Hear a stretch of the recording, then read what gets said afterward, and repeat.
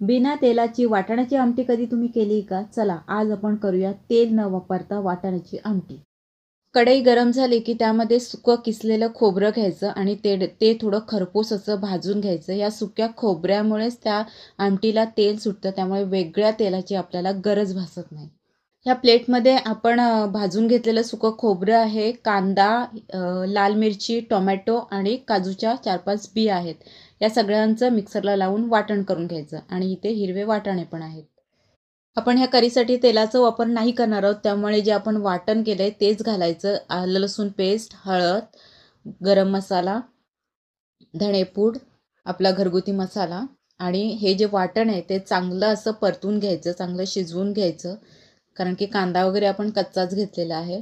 आणि त्यानंतर त्यामध्ये आपण जे वाटाणे घेतले ते पण थोडे परतून घ्यायचं. वाटाण्याचं जे वाटणाचं पाणी आहे ते घालायचं, एक्स्ट्राचं पाणी हवं असेल तर ते घालायचं, मीठ घालायचं आणि ही वाटाण्याची आमटी शिजू द्यायची. गॅस बंद केला आहे. आमटी आपली तयार आहे. यात बघू शकता की भाजीला आपोआप थोडंसं तेल सुटलं आहे सुकं खोबरं घातल्यामुळे.